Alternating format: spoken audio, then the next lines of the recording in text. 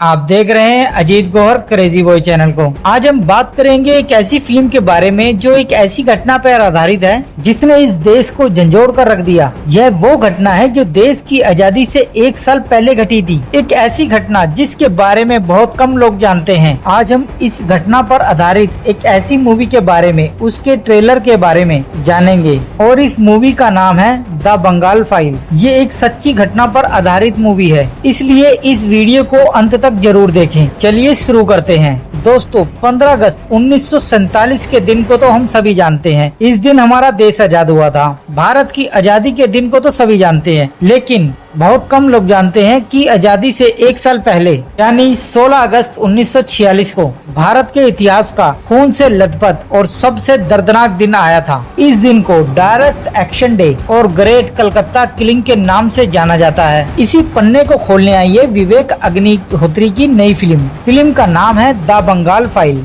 जिसका ट्रेलर अभी कुछ दिन पहले रिलीज हुआ है। ट्रेलर की शुरुआत होते ही माहौल भारी हो जाता है। कैमरे का टोन, बैकग्राउंड स्कोर, विजुअल साफ कर देते हैं कि एक फिल्म नहीं, एक ऐतिहासिक दस्तावेज है जिसे इस फिल्म के माध्यम से पर्दे पर उतारने की कोशिश की जा रही है। शुरुआत में ही फिल्म अपीजमेंट पॉलिटिक्स यानी तुष्टीकरण की राजनीति पर कटाक्ष करती है और यही इस फिल्म की सबसे बड़ी ताकत लगती है। कहानी का बैकड्रॉप है 1940 का दशक। दूसरा वर्ल्ड वॉर खत्म हो रहा था, ब्रिटिश साम्राज्य कमजोर हो चुका था और भारत में आजादी की लड़ाई अपने चरम पर थी। लेकिन इस बीच हिंदू मुस्लिम नेताओं के बीच अविश्वास गहराता जा रहा था। जिन्ना पाकिस्तान की मांग पर अड़े हुए थे। जिन्ना को पाकिस्तान चाहिए था, कांग्रेस एक अखंड भारत चाहती थी। इस टकराव ने देश को खूनी खेल में बदल दिया। इस ट्रेलर में जिन्ना का किरदार बड़ा ही प्रभावशाली दिखाया गया है। उनका संवाद और बॉडी लैंग्वेज ये साफ कर देती है कि वह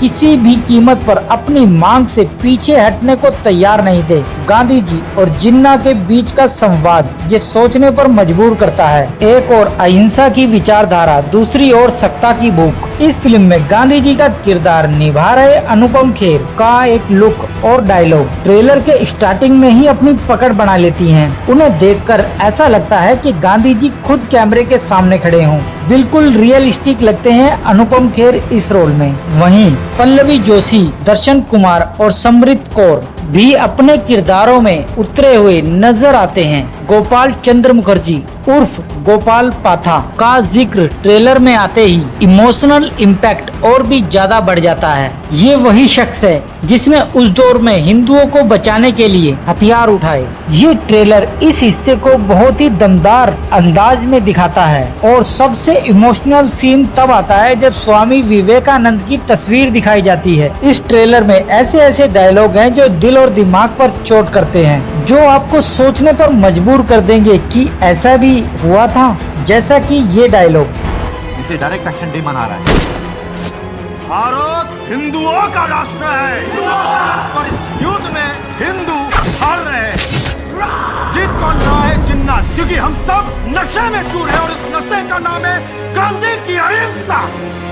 पाकिस्तान जिंदाबाद।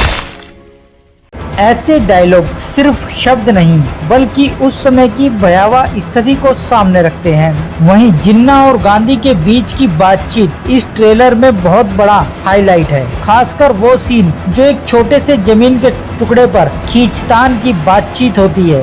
पहले तो सब हिंदू ही थे ना, हमारा डीएनए एक है। नो मिस्टर गांधी, हिंदू मुस्लिम एक नहीं है। आप वेदों को मानते हैं, हम कुरान को मानते हैं, आप लाखों भगवान को मानते हैं, हम सिर्फ अल्लाह को मानते हैं।